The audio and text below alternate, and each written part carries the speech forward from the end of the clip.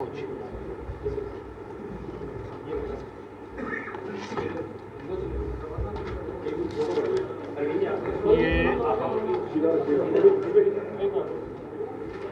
हमने ये थीम दिया है, जोर जुल्म की टक्कर में विकास हमारा नारा है।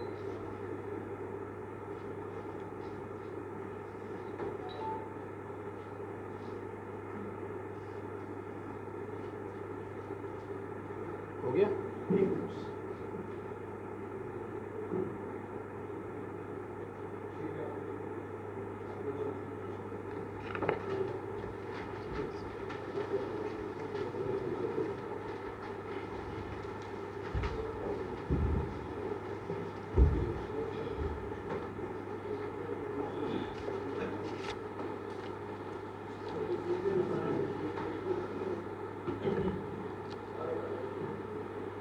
स्वागत है आप सभी पत्रकार मित्रों का।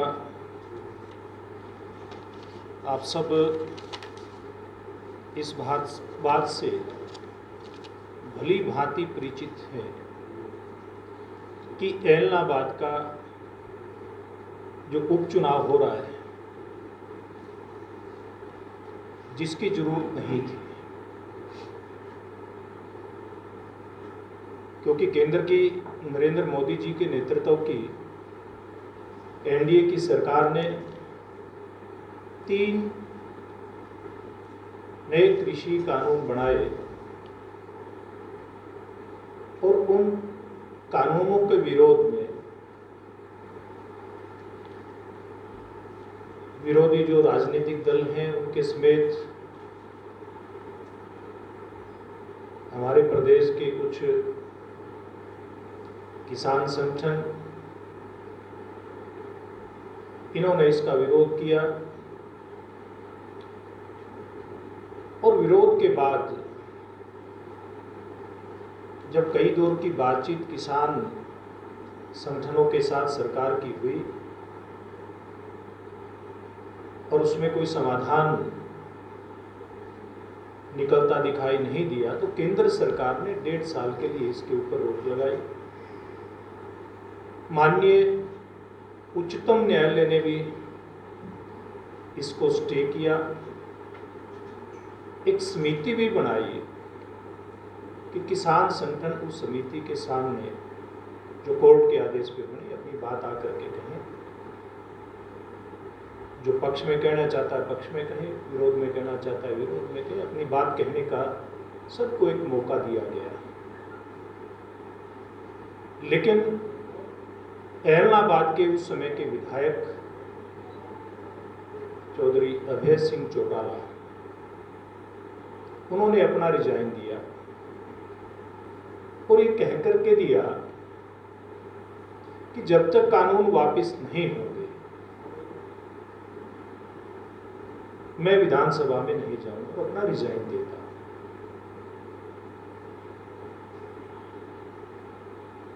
और अब उपचुनाव की घोषणा हो गई। केवल किसानों के नाम पर वाहवाही लूटने के लिए जो इस्तीफा दिया गया, जिसका कोई औचित्य बनता नहीं था, जिसका कोई तुक बनता नहीं था, और वो बात उनकी पूरी हुई नहीं कि जब तक बिल वापस नहीं होंगे मैं विधानसभा में नहीं जाऊंगा। तो फिर 2 बातें इसमें आती हैं कि एक तो भी जब स्टे है, केंद्र सरकार ने रोक लगा दी, फिर भी आप इस प्रकार का पॉलिटिकल ड्रामा करते हैं रिजाइन देने का। रिजाइन दे दिया, जब वापसी भी नहीं हुई बिल की, फिर जब उपचुनाव की नौबत आई, फिर आकर के आप दोबारा से चुनाव में किस मुंह से वोट मांगने का काम करेंगे। सबसे पहले तो मुझे लगता है आप मीडिया के बंधु भी और एलनाबाद की जनता भी अभय सिंह चौटाला से यह सवाल जरूर करेगी, और किया भी आप लोगों ने, कि आप अपनी बात से पीछे हट रहे हैं, आपको तो चुनाव नहीं लड़ना चाहिए था। और जब उनके परिवार के एक सदस्य से आप जैसे किसी मीडिया के बंधु ने यह सवाल किया कि आपने तो ये बात कही थी कि जब तक वो वापस नहीं होंगे मैं विधानसभा में नहीं जाऊंगा, और अब चुनाव में अगर आपके पक्ष में परिणाम आता है तो फिर क्या करेंगे, क्या दोबारा से इस्तीफा दे देंगे? तो ये जवाब आता है कि हाँ, हम दोबारा से इस्तीफा दे देंगे। तो क्या आप लोगों ने आपके पिताजी के समय से, जब उन्होंने 2-2 स्थानों से चुनाव लड़ा था, एलनाबाद को इस्तीफा देकर के बाई इलेक्शन कराने की एक क्या प्रयोगशाला बना लिया क्या? ये सवाल एलनाबाद की जनता भी पूछ रही है, हमारे पत्रकार बंधु भी पूछ रहे हैं, और ये सवाल हम भी उनसे पूछ रहे हैं। उपचुनाव होते हैं, कई बार जो जरूरी कारण है उनके चलते होते हैं, और जनता चुनाव में जाती है, पॉलिटिकल पार्टियां भी जाती हैं, उसमें कहीं कोई प्रॉब्लम नहीं होती। लेकिन बिना वजह एक विधानसभा क्षेत्र को चुनाव में लेकर के जाना, मुझे नहीं लगता कि कहीं कोई परिपक्व पॉलिटिशियन या परिपक्व पॉलिटिकल पार्टी, राजनीतिक दल इस प्रकार का कोई कदम उठाएगा। मुझे लगता है कि ये उनका एक राजनीतिक जो स्टंट था, कई बार हम फिल्मों में देखते हैं स्टंट करते करते वो स्टंट उसके ऊपर भारी पड़ जाता है, ये राजनीतिक स्टंट अभय सिंह चौटाला के ऊपर उल्टा पड़ने वाला है। और एलनाबाद की जनता इस बात के लिए मुझे लगता है कि मन भी बना चुकी है, क्योंकि ये चुनाव जहां अभय सिंह चौटाला के लिए ये स्टंट उल्टा पड़ने के कारण से चुनौती भरा होगा, तो वहीं पर चाहे हम भारतीय जनता पार्टी और हमारे गठबंधन जननायक जनता पार्टी की बात करें या फिर एलनाबाद की जनता की बात करें, तो इन दोनों के लिए एक अवसर है। एलनाबाद की जनता के लिए भी अवसर है कि 2005 के बाद से एलनाबाद में सत्ताधारी दल का विधायक चुन करके नहीं आया है। तुम आपके माध्यम से एलनाबाद क्षेत्र की सम्मानित जनता को, वहां के मतदाताओं को ये अपील करना चाहूंगा या आग्रह करना चाहूंगा कि इस अवसर को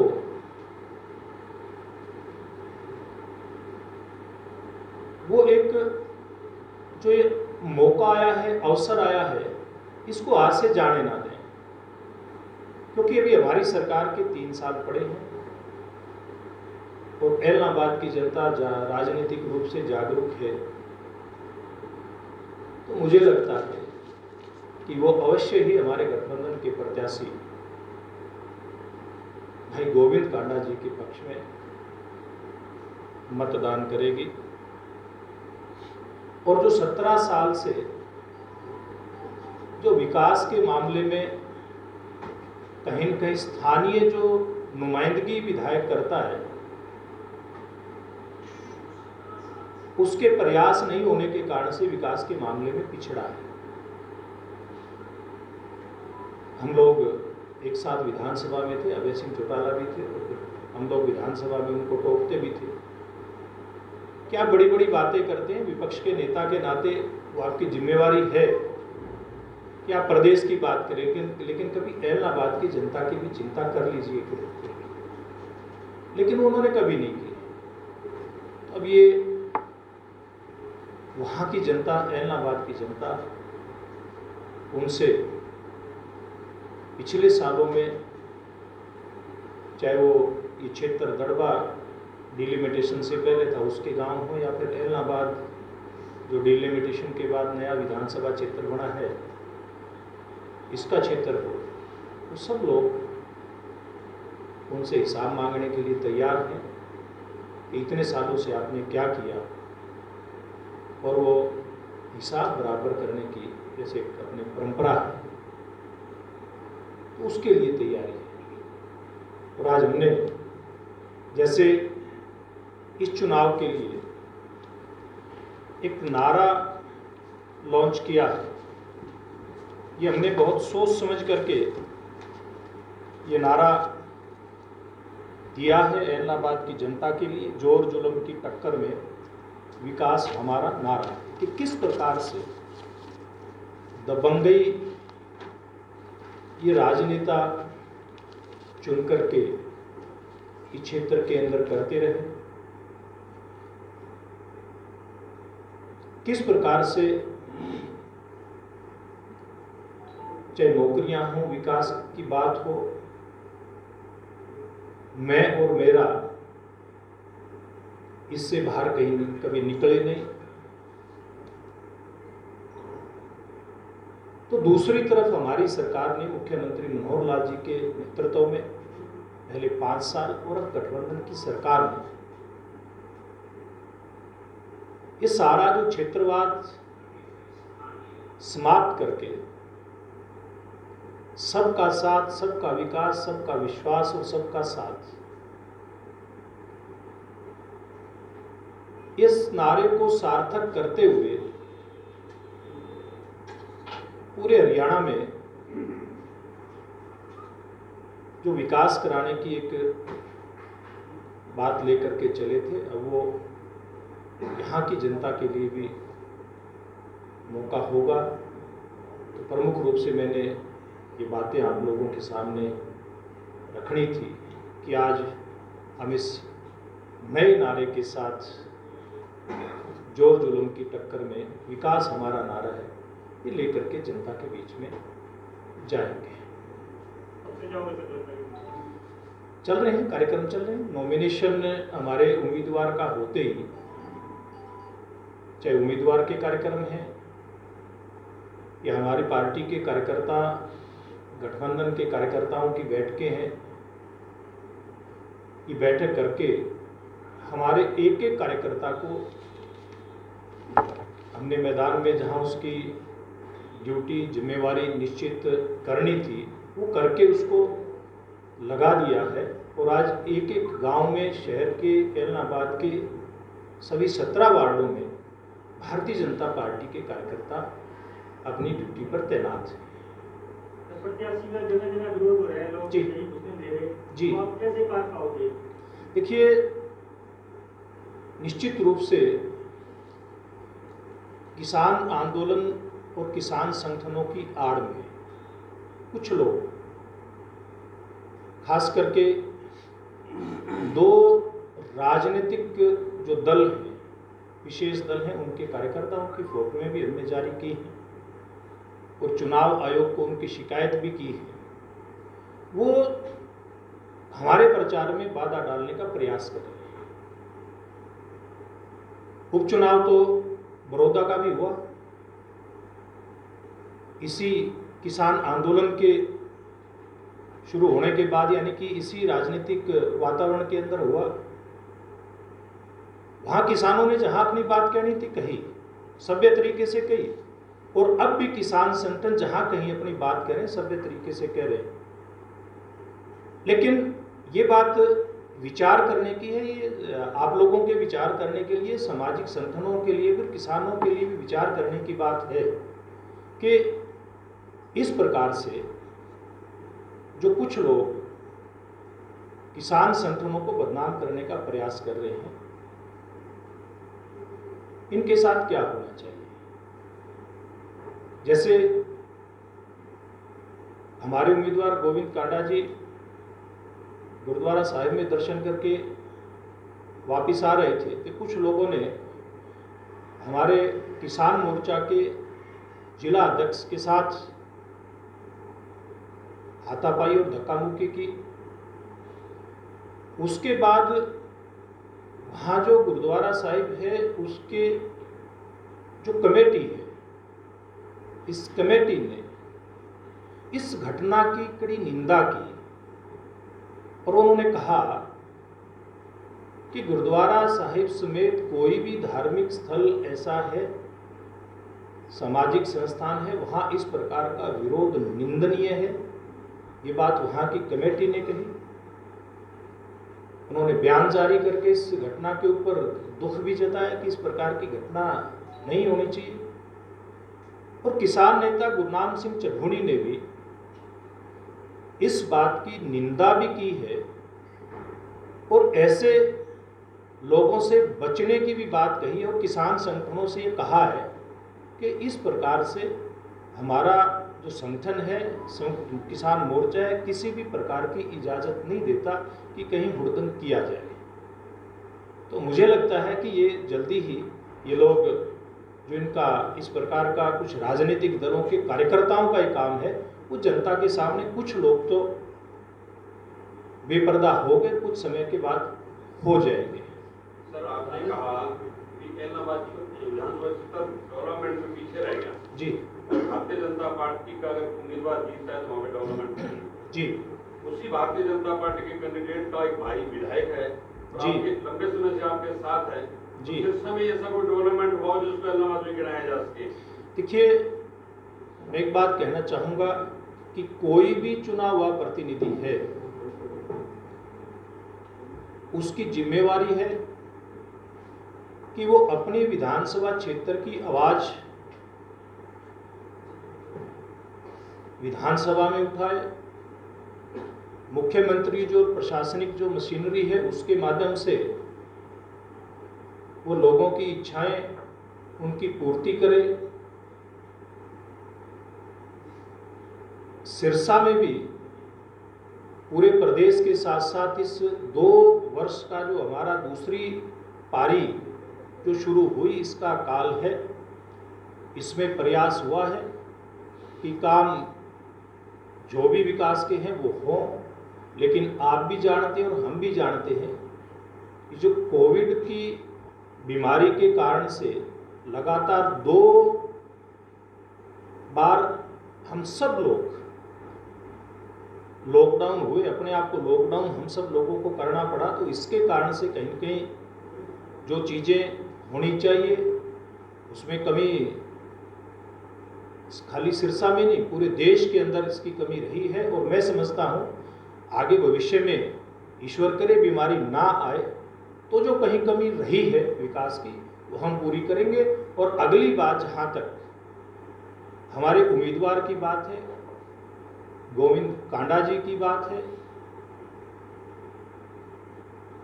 इनको बहुत नज़दीक से तो अब मिलकर के समझने का मौका मिला है कि किस प्रकार से खाली सिरसा नहीं, पूरे सिरसा जिला जिसमें एलनाबाद भी आता है, समय समय पर जब भी जरूरत पड़ी गरीब कन्याओं की शादी से लेकर के मुझे जानकारी मिली कि 4000 से ज़्यादा गरीब कन्याओं की शादियां गोविंद जी बाबा तारा कुटिया के सेवक होने के नाते करवा चुके हैं। जब कभी किसी गरीब परिवार को और किसी तरह की मदद की जरूरत होती है, गोविंद जी सामने निकल कर के आते हैं। उसमें सिरसा के साथ साथ एलनाबाद के हमारे जो वहाँ जरूरतमंद परिवार हैं उनकी मदद भी होती है। अब जब कोविड का समय था, जब भी जिस भी संगठन ने जिस भी प्रकार के सहयोग की आवश्यकता महसूस की, जैसे सभी सामाजिक संगठनों ने मिलकर के इस महामारी से निकलने का एक बहुत अच्छा प्रयास किया, उसमें गोविंद जी ने भी तारा बाबा कुटिया के सेवक के नाते बहुत अच्छी भूमिका निभाने का काम किया है। तो मैं समझता हूँ कि पूर्व में तो ये जो विधायक वहाँ के रहे, ये अपने अहंकार के कारण से कि मैं तो मैं हूँ, मैं बड़ा नेता हूँ, मैं गली नाली की बात नहीं कर सकता विधानसभा में खड़ा होकर के, अपने अहंकार के कारण से एलनाबाद का जो विकास है वो जनता को उसका एहसास नहीं हुआ। गोविंद कांडा जो एक सामाजिक कार्यकर्ता के नाते इतने सेवा के कार्य कर सकते हैं, और जो जनता का जो मूड मुझे बढ़ता दिखाई दे रहा है, धीरे धीरे करके सामने तस्वीर आती दिखाई दे रही है, उसके कारण से मैं कह सकता हूँ कि जो जीत करके जाएंगे तो निश्चित रूप से अब कोविड के दौर से भी हमारा हरियाणा प्रदेश बाहर निकल चुका लगता है, तो एक नया दौर एलनाबाद विधानसभा क्षेत्र की जनता के लिए आएगा, ये बात निश्चित रूप से कही जा सकती है। दो सवाल रहा था जी, पहला सवाल ये कि बीजेपी और 2 साल की गठबंधन सरकार मिला के 7 साल से सरकार आ गई जी, तो ऐसे में गठबंधन का प्रत्याशी उतारने के बजाय गोविंद कांडा के ऊपर विश्वास क्यों जताया, और दूसरा जो ये चुनाव है इसको गठबंधन जो है नंबर 1 की लड़ाई के तौर पर लगाया और नंबर 2 या 3 की लड़ाई के। सबसे पहली बात तो कोई भी राजनीतिक दल है, गठबंधन है, वो एक रणनीति के तहत मजबूत उम्मीदवार जो हर प्रकार से न केवल जीतने में सक्षम हो बल्कि उसके मन में अपने क्षेत्र की जनता के प्रति लगाव हो, इस प्रकार का उम्मीदवार लेकर के आती है। कोई भारतीय जनता पार्टी या गठबंधन अकेले नहीं लेकर के आए, और बहुत योग्य उम्मीदवार, जैसे मैंने कहा, मैंने तो अभी कुछ दिन से मेरा जब से सिरसा में इलाहाबाद के चुनाव के संदर्भ में आना हुआ और जब गोविंद जी ने भारतीय जनता पार्टी ज्वाइन की, जैसा मैंने पूर्व में बताया कि किस किस प्रकार के काम किए, तो जब लगा कि इस प्रकार का एक कार्यकर्ता भारतीय जनता पार्टी का सदस्य बनकर के वो इलाहाबाद क्षेत्र की जनता की सेवा करने का एक मन बनाए हुए है और उसके मन के अंदर कुछ करने की ललक, तो ऐसे उम्मीदवार को हम लोग लेकर के इस चुनाव मैदान के अंदर उतरे हैं। और मुझे लगता है कि जैसे जैसे हमारी एंट्री इस इलाहाबाद विधानसभा क्षेत्र में हमारे उम्मीदवार की हो रही है, उससे इनके प्रति जो जनता का लगाव और इनका जो जनता के प्रति स्नेह वो दिखाई दे रहा है। और ये बेशक एक बीच का जो समय रहा है उसमें गोविंद जी भारतीय जनता पार्टी के सदस्य नहीं रहे हों, लेकिन इनके पिताजी स्वर्गीय मुरलीधर जी वो कभी जनसंघ के एक मजबूत नेता कार्यकर्ता सिरसा में रहे हैं, इसलिए ये कोई भारतीय जनता पार्टी के प्रति ये परिवार कोई नया नहीं है। बराला साहब, भाजपा एक कैडर पार्टी है और उस कैडर पार्टी को देखते हुए जब भी कोई उम्मीदवार का चयन होता है तो पूरी योग्यता के साथ देखा जाता है जी, लेकिन इलाहाबाद उपचुनाव को लेकर हम बात करें, चाहे पिछले उपचुनाव की करें या आप करें, दोनों बार ही आयातित उम्मीदवार ही मैदान में खड़ा किया गया है, और जबकि इस बार 17 प्रत्याशियों उम्मीदवारों ने अपनी दावेदारी जताई थी, तो क्या ऐसा कोई सशक्त उम्मीदवार नहीं था बीजेपी के पास, या जो 2 बार चुनाव हार चुके हैं उन्हीं को ही दावेदारी योग्य समझा जाता है? देखिए, मैं एक बात कहना चाहूँगा, भारतीय जनता पार्टी, अगर हम संगठन की बात करें, आपने बिल्कुल ठीक बात कही, हम कैडर आधारित पार्टी है। साधारण सदस्यों की बात करें तो दुनिया की सबसे बड़ी पार्टी भारतीय जनता पार्टी है। हरियाणा प्रदेश की बात करें तो पिछला जो कार्यकाल था उसमें लगभग पहले 30 लाख के आसपास, और जब दूसरी बार चुनाव हुआ संगठन का, उसमें हम लोग उस सदस्यता को कंटिन्यू करते हैं और उसमें कुछ एडिशन करते हैं, तो 10 लाख के आसपास की सदस्यता का और उसमें एडिशन हुआ था। तो लगभग 40 लाख के सदस्यों के साथ भारतीय जनता पार्टी हरियाणा की सबसे बड़ी राजनीतिक पार्टी है। जहां तक चुनाव की बात है, मजबूत पार्टी और मजबूत पार्टी के कार्यकर्ता कैडर के आधार पर भारतीय जनता पार्टी चुनाव लड़ती है। और जहां तक उम्मीदवार की बात है, कोई भी राजनीतिक दल है, चुनाव में जो उम्मीदवार आता है उसकी विचारधारा, उसका जनता के प्रति लगाव, जनता की समस्याओं की जानकारी और समाधान की ललक, ये सारी चीजें, और उसके बाद फिर उम्मीदवार की जीत, ये सारी बातें देख करके हम उम्मीदवार उतारते हैं। और जब चाहे विधानसभा का गठन होता है, लोकसभा का गठन होता है, उसमें फिर जो कैडर के आधार पर एक विचार राजनीतिक दल का उभर करके आता है और उस विचार और सिद्धांत के आधार पर हमारी सरकारें चलती हैं। फिर कोई सांसद, विधायक, कोई नया बन करके आए, कोई पुराना जीत करके आए, इस बात का अर्थ छोटा पड़ जाता है और बड़े अर्थों में उस विचार को लेकर के जो पार्टी संगठन चलता है उसके आधार पर सरकार की नीतियां चलती हैं। जैसे हमारी केंद्र में सरकार आने के बाद नरेंद्र मोदी जी के नेतृत्व में, या हरियाणा में मुख्यमंत्री जी की सरकार आने के बाद, विधायक तो बहुत सारे नए थे, मेरे बराबर में पूर्व मंत्री कृष्णपाल जी बैठे हैं, कृष्ण पवार जी बैठे हैं, ये भी नए थे। लेकिन भारतीय जनता पार्टी के साथ जुड़ने के बाद जो भारतीय जनता पार्टी का विचार है, सिद्धांत है, पंडित दीनदयाल उपाध्याय का अंत्योदय का मंत्र है, उस अंत्योदय के मंत्र को लेकर के एक आत्म मानव दर्शन, जो एक राजनीतिक दर्शन, दुनिया का सबसे श्रेष्ठ राजनीतिक दर्शन है, उसके आधार पर हमारी सरकारें काम करती हैं। और जब कोरोना जैसी महामारी भी आती है तो उसी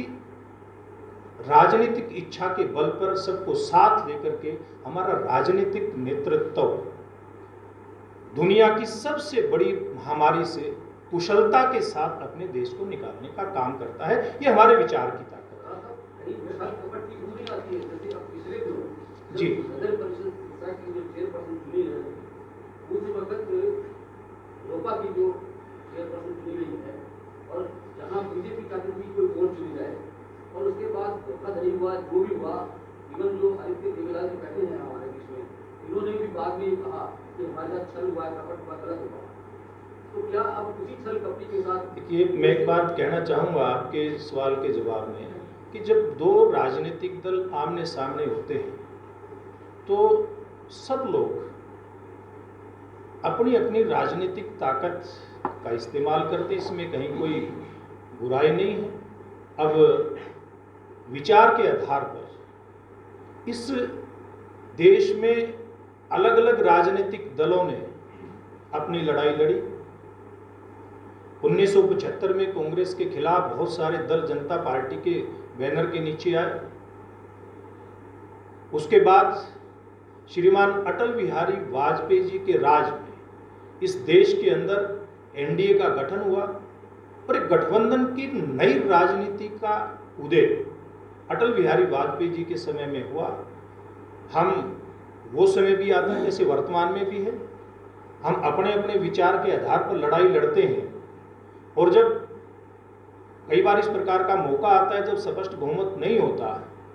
तो आपस में विचारों की समानता के चलते इकट्ठे होकर के सरकार भी बनाते हैं और सफलतापूर्वक चलाते हैं। जैसी सरकार आज 2 साल में चल रही है, तो यहाँ की जो घटना आप बता रहे हैं, इसका निश्चित रूप से ये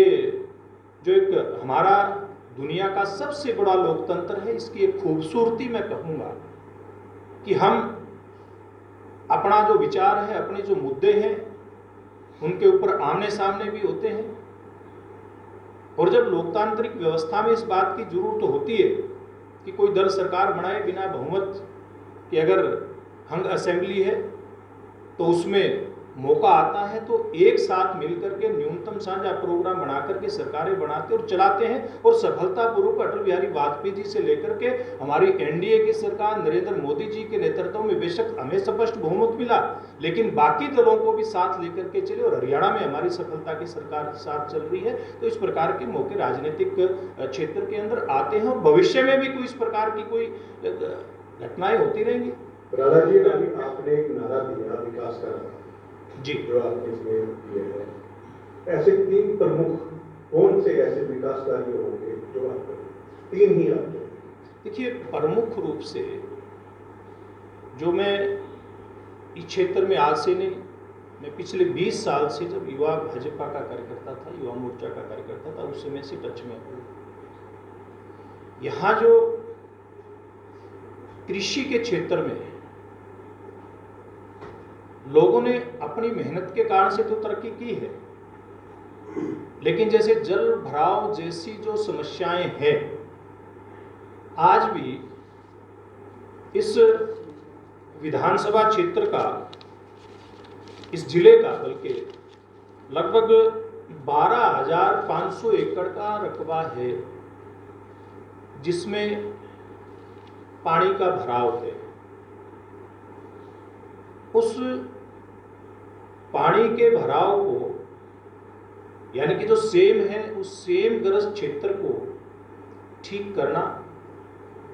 ये हमारी जिम्मेवारी है। और ये एक रिकॉर्ड की बात भी, आज की बात नहीं कह रहा मैं, पिछली जो विधानसभा का मैं सदस्य था और अभय सिंह चौटाला भी उसके सदस्य थे, तो मैंने विधानसभा में एक दिन उनके ऊपर एक टिप्पणी की थी, मैं कि अभय सिंह जी, आपके क्षेत्र में जब हम फतेहाबाद के भट्टू से उधर एंटर करते हैं चोपटा साइड से एलनाबाद में, तो वहाँ सेम ग्रस्त क्षेत्र शुरू हो जाता है। आप बड़ी बड़ी बातें तो करते हैं, इसके निदान के लिए भी कुछ करिए। तो उसके बाद दुर्भाग्य से ये 2 साल का समय कोविड के कारण से जरूर खराब हुआ, बीच में लोकसभा विधानसभा चुनाव आए, लेकिन हमारे मुख्यमंत्री जी ने उस बात का संज्ञान लिया और पूरे सिरसा क्षेत्र समेत हरियाणा के कई हिस्सों में जहां सेम का पानी है उसको खत्म करके और किसान की खुशहाली आए, इस बात का प्रयास शुरू हुआ है। योजना यहाँ 12,500 एकड़ की बन चुकी है। और आप अगर जाएंगे, इधर जाते हैं, आपको कभी मैं दिखाऊंगा, फतेहाबाद जिले के चिंदड़ और इसके आसपास गांव में इसी प्रकार की समस्या थी। हमारी सरकार ने उसका निदान करने का एक सफल प्रयास किया है। जो पानी कभी जमीन के ऊपर दिखाई देता था, आज वहां जाकर के आप देखेंगे तो 6 से 7 फुट पानी नीचे वहां का जा चुका है। प्रमुख ये कि किसान के लिए, कृषि क्षेत्र के लिए इस समेत जो भी आधारभूत ढांचे की जरूरत होगी, चाहे उसमें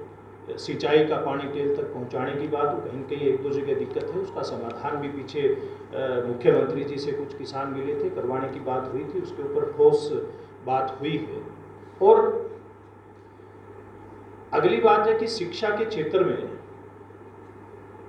एलनाबाद में बहुत कुछ करने की जरूरत है, इसको किया जाएगा। और तीसरी बात जो आम आदमी के साथ जुड़ी हुई है, बातें तो बहुत हैं, लेकिन आपने 3 पूछे हैं तो बातें कितनी भी बताई जा सकती हैं, लेकिन तीसरा है सरकारी जो योजनाएं हैं, बहुत सारी योजनाएं हैं,